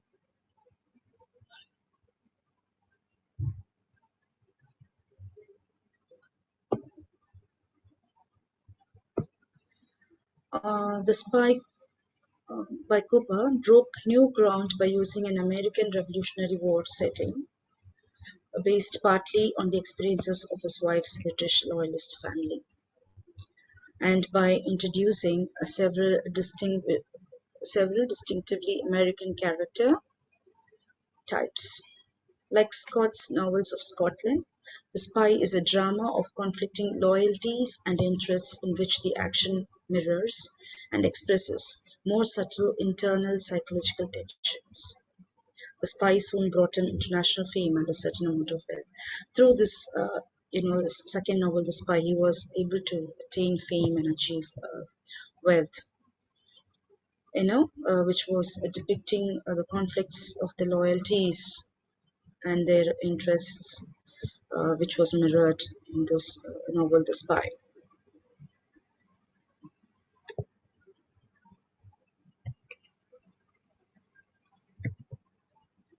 Moving on to the next writer, Herman Melville.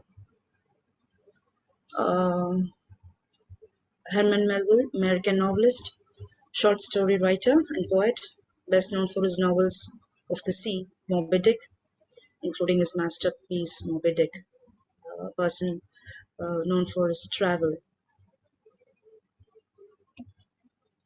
In June 1842, the Acushnet anchored in Marquess Island in present-day French Polynesia.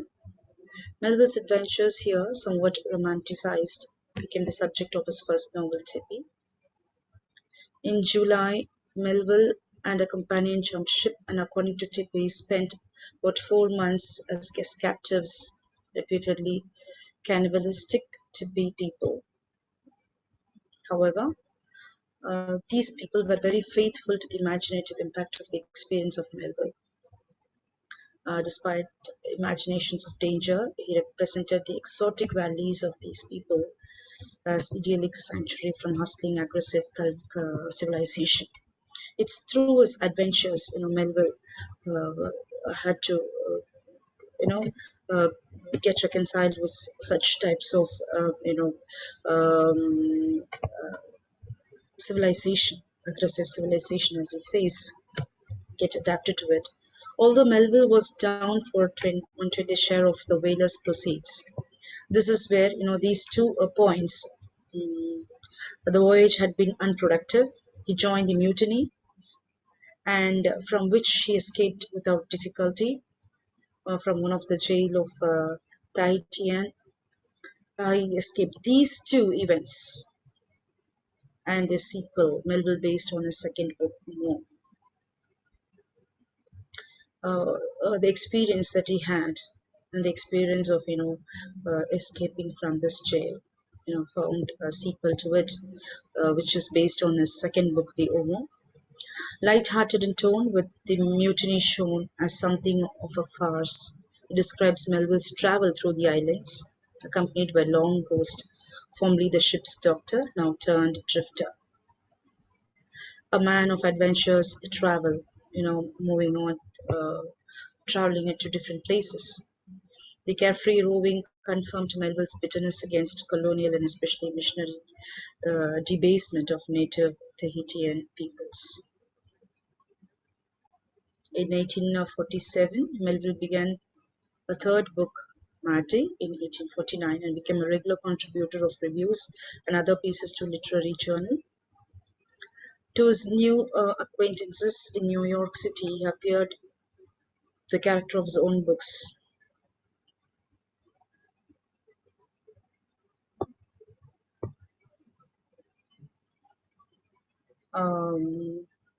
Extrovert, vigorous.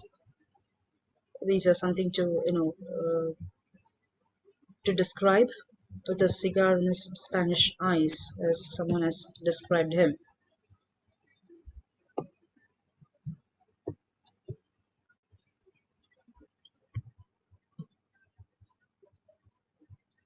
We move on to Catherine Maria, early American writer who internationally was popular. Fiction was a part of the first authentically native strain of American literature.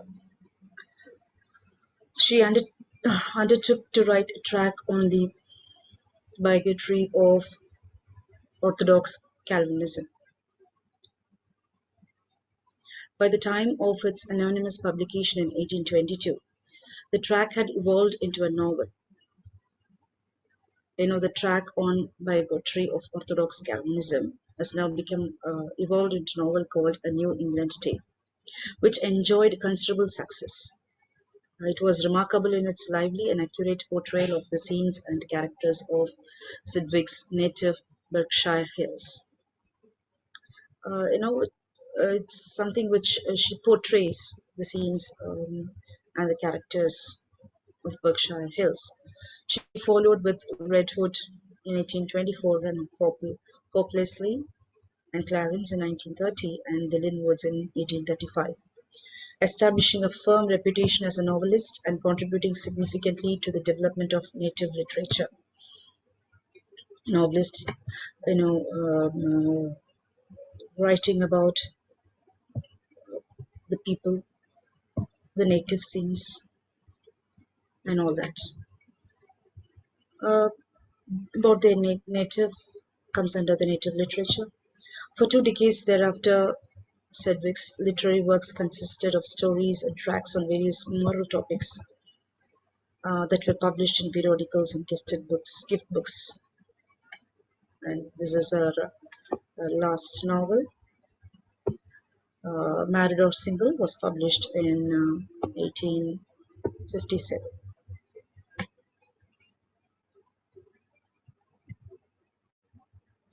Maria Susanna Cummins, American author, most remembered for sentimental first novel, The Lamplighter. Cummins, famous for the work of The Lamplighter, which achieved enormous popular success but met with much withering critical scorn. All the writers, in the beginning, will have lots of criticism they have to face. She developed an interest in writing during her school days, and the publication of some of her earliest short stories encouraged her. In 1854, she published The Lamplighter, which was a huge and immediate success, selling 40,000 copies in a few weeks and 17,000 in a year. The Lamplighter combined sentimentality, pity, and improbability in about equal proportions and was perfectly suited to the rudimentary taste of a newly awakened reading public. It was a book to which Nathaniel Hawthorne specifically referred with lots of complaints and criticisms. English, French, and German editions were equally very successful. The book had few peers as literary phenomenon. Cummins' later novels, Mabel Vaughan and El Furedes and Haunted Hearts in 1864 showed some progress in technique but failed to achieve popularity of her first.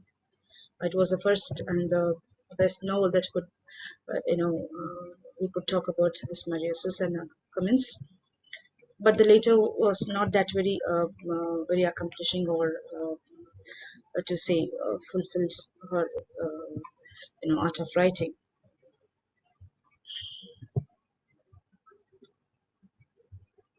And Uncle Tom's Life, or Uncle Tom's Cabin, or Life Among the Lovely, novel by Harriet Beecher Stowe, published in serialized form in the US. An abolitionist novel. It achieved wide popularity, particularly among white readers in the North, by vividly dramatizing the experience of slavery. Uncle Tom's Cabin tells us the story of Uncle Tom, depicted as a saintly, dignified slave, while being transported by a boat to auction in New Orleans. Tom saves the life of the little Eva, whose grateful father then purchases Tom. It's the single theme here, the evil and the immortality of the slavery. That is what we could see here. It's the second best-selling book during the 19th century after the Bible. And Uncle Tom's Cabin is an anti-slavery novel during 1852. This novel had a profound effect on attitudes towards, African Americans. Slavery in the U.S. is said to have helped lay the groundwork for the Civil War.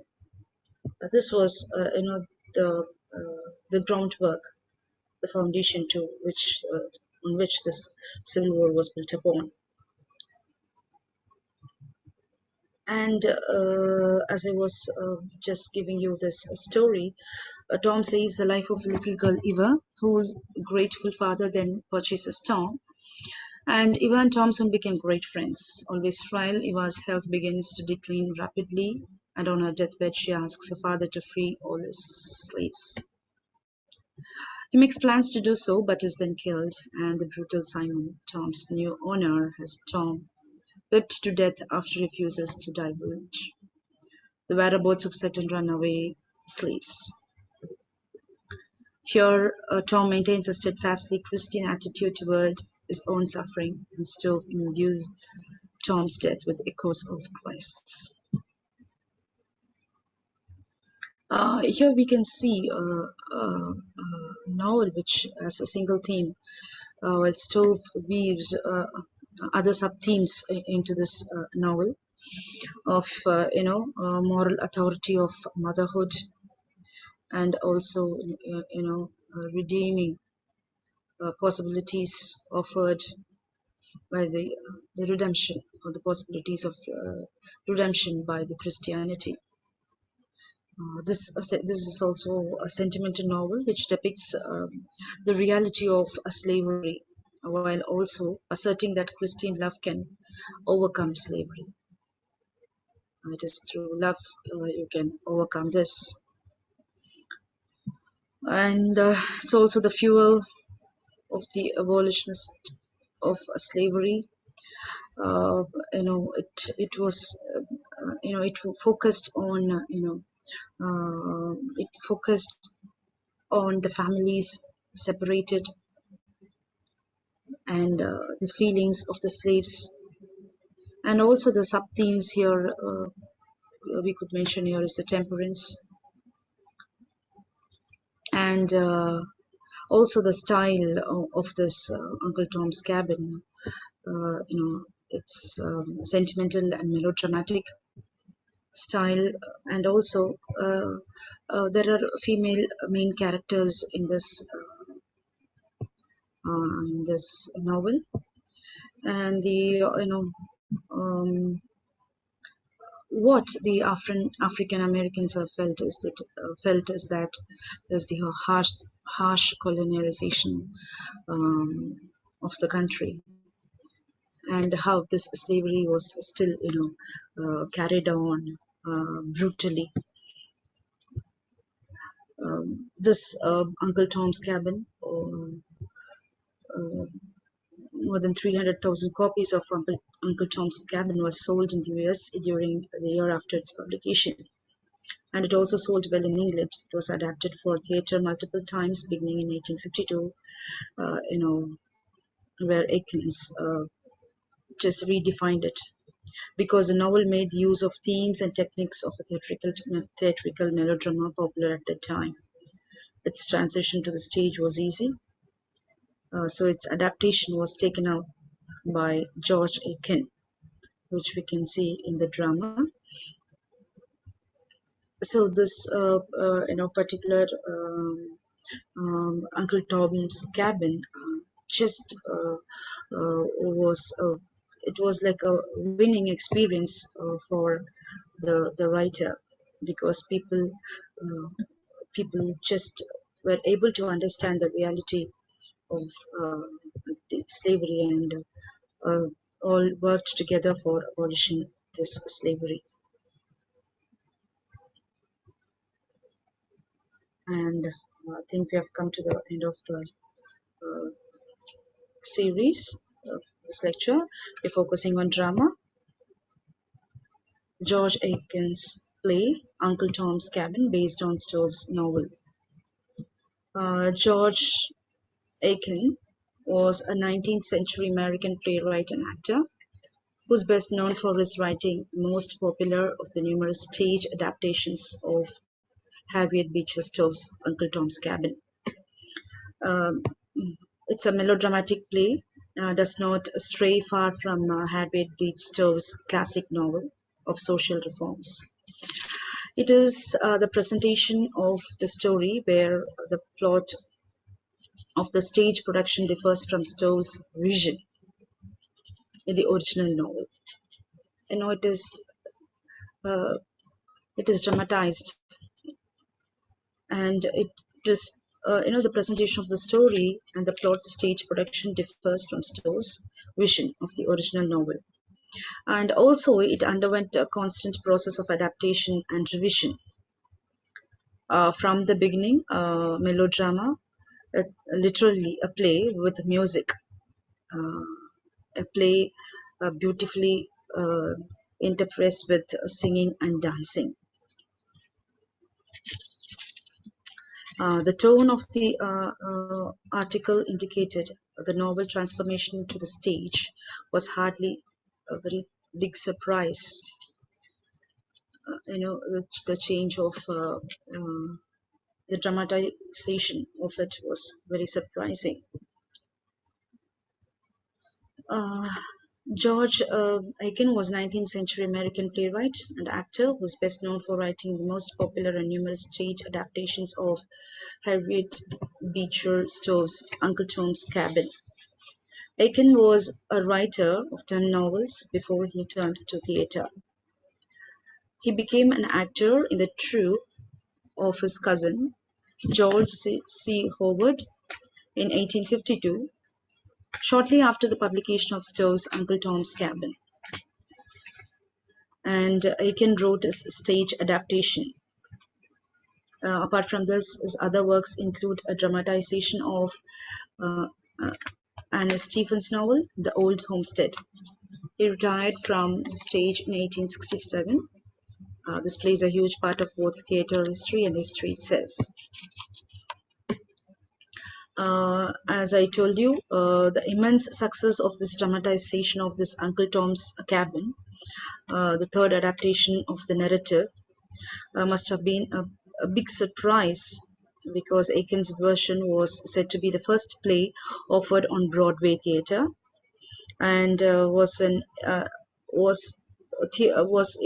filmed or shown to the entire audience till the evening.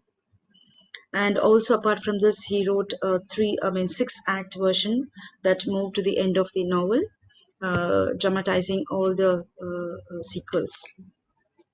While it may have been forward thinking for the time, it comes off racist, and it's not even a good play, though. The characters are numerous and underdeveloped. The scenes are short, choppy, and all over the place. The action errs on the side of spectacle instead of moving along the plot. Exposition is given point blank. So with these flaws, and they were able to dramatize it, produce it with the third stage of the play. And with this, we are moving on to the conclusion. After looking at the writings of all the poets of all genres. In conclusion, the Romantic era was a time of discovery and wonder. The courtship and education went through changes, advancing in different ways. The Romantic movement also called for new laws to be made as 6 Acts of 1819. The economic changes in technology and industry, which both experienced many changes, such as advances in manufacturing goods. The art and music was given more of an emotional feel during this period.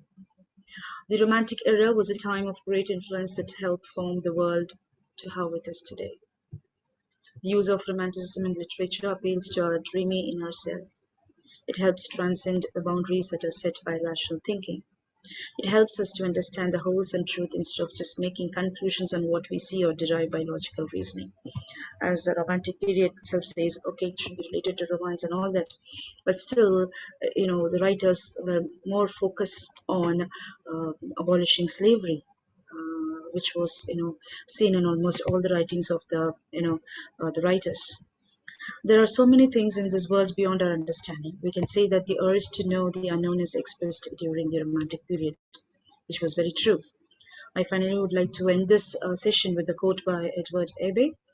Romanticism was more than merely an alternative to a sterile classicism. Romanticism made possible, especially in art, a great expansion of the human consciousness.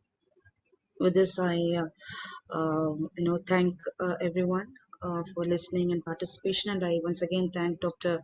Shaikat Banerjee for giving me this opportunity to share my paper on the Romantic age of the American literature. Thank you, ma'am.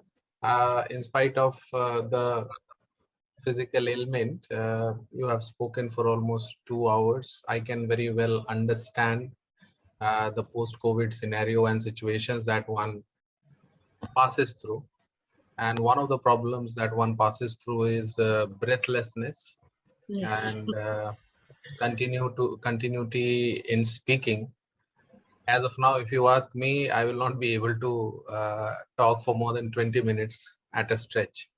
So I can very well understand your physical, issues due to post-COVID scenario. But in spite of that, you have, justified this topic so well. You dealt with each and every important points of this particular and very important topic in the history of American literature.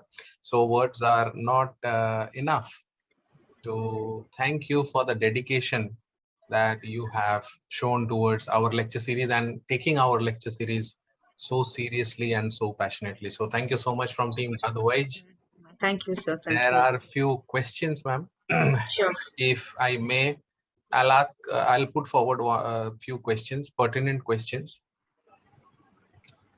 One is by Mridul C. Mrinal, and Mridul C. Mrinal asks that you have mentioned that the American population was relieved from the Puritanistic religious traditions during the emergence of Romantic literature. But we still can see how Deep South still clings to orthodoxy and evangelical Christianity. How this nature of South reflects in the current American literature? See, as I was discussing about the Puritanism, it was, the intention of the individuals who wanted to break away from these kinds of conventions. But not the whole South really wanted to do this. But then people who really wanted a change were protesting against it. And we could still see that South, are into too much of orthodoxy. But still, I mean, in today's contemporary world, there are changes going on, and there will be changes that could be, foreseen. Still, though there might be, as they say, many would stick on to this ideals, but still there are changes, underneath are going on, which we may not be, practically be cannot be seen, but then still the changes are there, which you can, in this post-colonial time it's been through writings. And it's not that the whole of this South have, turned to this, have shown their backs to Puritanism. No, it was not a whole, but it was, wanted really to get away from these conventions, had tried to do so, but still there are, and which can be, this will still continue. Whatever changes, it cannot be completely eradicated. It's not just the Puritanism, but whatever things were, followed earlier cannot be changed overnight. It takes time when, people think about it and then give time to move away from it. So it's still in a process of continuing its Thank you, ma'am. The next question is, you mentioned that Rebecca Harding Davis writing is famous for American realism. Then what aspect of her writing can be categorized under Romanticism? Romanticism, it's not just writing about, as I told you, uh, mm, the characters of romanticism, where they were talking about the slavery, they were talking about the social political context, and as Rebecca's Harding's, I could say that she was also touching upon the works, I mean, her works on slavery, which was a part of this romanticism period. It's not just about writing on the themes of love and religion, etc. It was, apart from that, writing about on slavery was also a part of it, I think, which she has you know uh, a style of realism has been involved in that. Thank you, ma'am. As you know, our participants consist of an heterogeneous group ranging from BA to associate professors and even professors. So we have the age-old question, and many have asked, how do you differentiate between American Romanticism and British Romanticism? See, it all started from Britain. It all started from British. They just moved away from it. Romanticism in general, it's it also depends on their political and the social context of each religion or each region, as I could say. When it is back to America, it was it was a time when they had been under the African Americans were under slavery and all that. So it was a time during which the Romantic era erupted, and it was actually a way from Britain, which led to, which was a part flowing into this American continent. So it was not something out of blue moon it erupted, but it was from, but the British, their literature, their social political context was different from that of the American continent. So they were under, since the African Americans were under slavery, writers were focusing on that, and during the Romantic age, writers were focusing on more of nature, the emotions. But these emotions and these feelings are both common for British romantic time, and as well as for the American romantic time, except for the content breach of the slavery, which was more prominent in the American continent. Thank you, ma'am. We have Dr. Ram Sebak Thakur from Nepal. He has a question. He wants to ask it via audio. Dr. Ram Sebak, you are unmuted. Kindly ask your question, please. Okay, thank you, Shaikar sir, and Jayanthi ma'am. Yes, Thank sir. you. Actually, I feel very lucky. I have just recovered from COVID-19, and this is the first lecture I have attended, and I feel very blessed. We all three are recovering. Dr. Yes. Jayanthi, me, and Dr. Ram Sebak. What a coincidence. Yes, Dr. Ram. This is a great chance for me. By the way, ma'am, my question is, Yes, sir. American literature, like any other literature, basically evolved from oral tradition. Yes. Oral tradition mostly contains the elements of romanticism, romance. So why, after a long time, there is a romantic movement?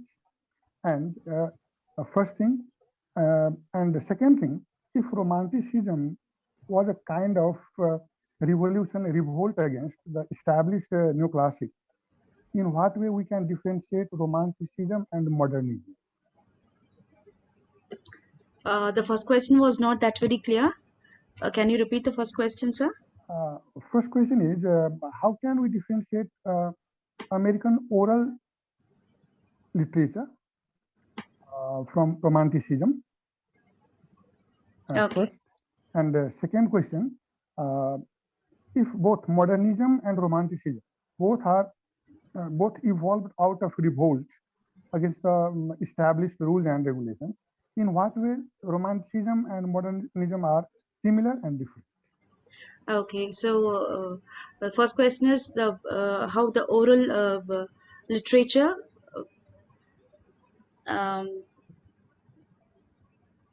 yes, the oral literature gave way to Romanticism. Yes, what is the role of what is the significant role do you feel does oral literature have in the evolution of Romanticism? See, basically, literature, it's evolved from the oral literature, as we could say, and then. For that matter, it is not only the Romanticism or the Romantic age had influence on oral literature. Every single every literature for that matter, the neoclassical or it is the continuity, I could say. The oral literature paved for the Romantic period, and then the Romantic to the naturalism, and so on. It goes on. So it is at the beginning it was orally depicted, and then it took the form of writing, presenting their ideas and their visions through writing. And I think they all are interlinked. So always oral literature has its base for all the literature, even Romantic literature for that matter. And the second question, both the literatures, both difference between Romantic and modern, they evolved out of protest.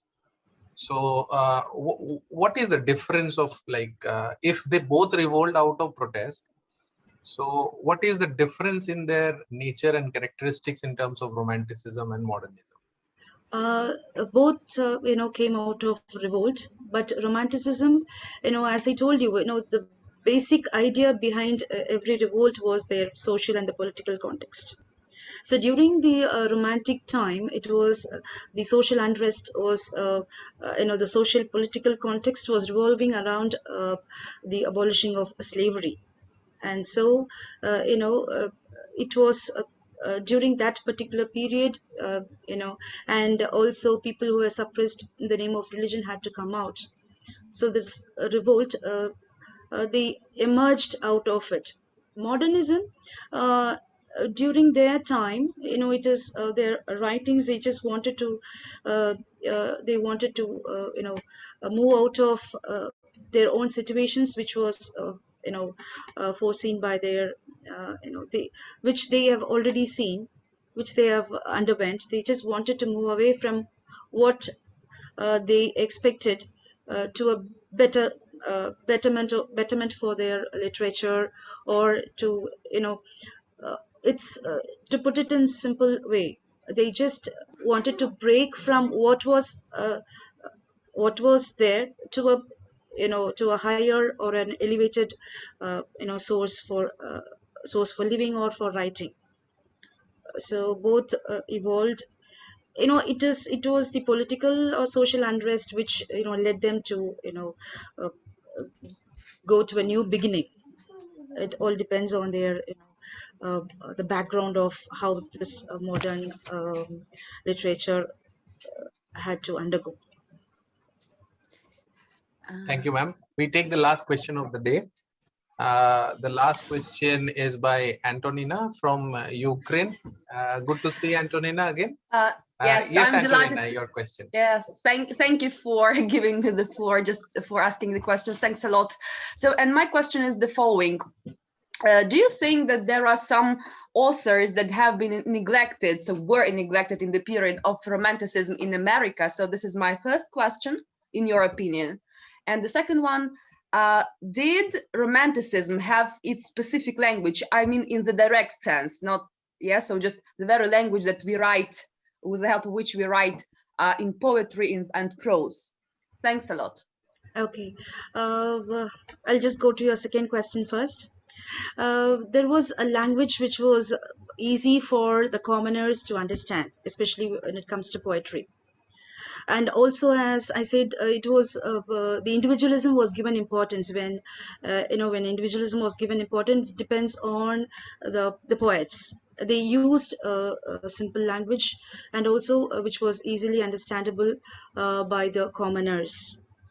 So it wasn't the language that they used where was not of the high range where they weren't able to understand, but even the commoners were able to understand the writings of the poets, and as I said, poets, they may differ according to their writings, but it was in general, it was easily understandable because they wanted to convey just their emotions and their feelings. Basically, it was a language of the simple language called the language of the rustics. Like you wanted to say that American romantics basically wrote like the Wordsworthian language. They used the Wordsworthian language rather than Keatsian language. Yes. Kind of. You could say, Wordsworthian language, yes, they can easily interpret what they've want. I mean, according to their perception. But as the writings, as for the writings, it was easily understandable. Not too very complicated, so that doesn't make any sense out of it. But they were able to understand, because the main notion of the writers were to, it's a new beginning where they wanted to just incorporate that and make people understand. So it was all in terms of knowing things better. So it was for them to write it in a very Wordsworthian language. And ma'am, the first question which Antonina asked is a little interesting one. Yeah, I couldn't get her in very your clearly. opinion, in your opinion, do you feel that there, like we have plethora of examples in British literature, but do you feel in American romantic literature there were some or few writers who were not given that much of importance or popularity, or that much of, they were not that much highlighted, but they were very good writers? There are a couple of writers, but since I was focusing on the main writers whom I could project on for this thing, but there are writers who are were not shown light on them. But like for example, Shelley became a victim of aristocratic critics, and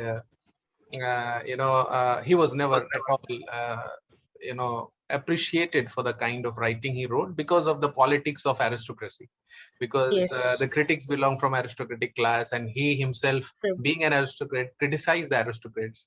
So it's like more or less like the film reviews that is done in India, that the brand, if the brand is okay, you get a 4-star, and if the brand is not okay, you don't get a good star. So do you feel, is there a Shelley kind of a character who became a victim of political vicious cycle during the Romantic age in America? Is there any, in your opinion, have you come across? To be very frank, not it doesn't strike me right now. So, but please, please let me know if you come across. I will share it in the group. We have a big Telegram group. Definitely. Okay. We have a huge Telegram group, and we can share. So with that, we come to the end, and Antonina has always been a part of our lecture series. She's a PhD scholar. Antonina, and surely I'll get back to you with this answer for your first question. I will definitely share. You please share with me. I will share in the Telegram group. I'm sure Antonina is there in the Telegram group. Okay. She's a PhD scholar. She's working on post-colonialism, Antonina, I guess. You are working on post-colonialism. Acha, I have to unmute you. Yes. I forgot a topic. She always tells me. But this time, fact, I remember your country. This time I didn't forget. I am researching alienation and grotesque, but in through the post-colonial approaches. Yes, so therefore, just yeah. So she has been with us for quite a few lectures, and most of us, as I informed you, ma'am, most of our participants have been with us right from the beginning. It is because of their support and cooperation we move ahead, because we try to somehow make everybody satisfied with our lecture series that we generally hold. So as I told you, that if a topic is assigned to you, we generally don't assign it to anybody else. We wait because these are natural disasters which happens, and that is not in our hand. So once again, on behalf of Team DAATH Voyage, words are really not enough. Ma'am, apart from COVID, I would like to share with all of you, she lost her mother very recently. So she, in spite of that, she came back after some time, and it's really great to see dedicated academicians, committed academicians like you.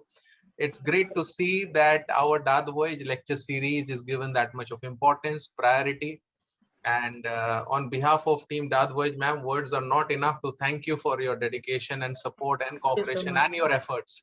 Thank you very much. And from tomorrow, dear participants, we start our History of English Literature course. Ma'am, please join us if you wish. Definitely. I will share with you the details. Thank you so much. From tomorrow, we start the 15 days online lecture series. See you Thank soon. you so much, sir. Thank you Please take care. Please take care, ma'am. All of you, please take care. Good night. Good night. Thank you.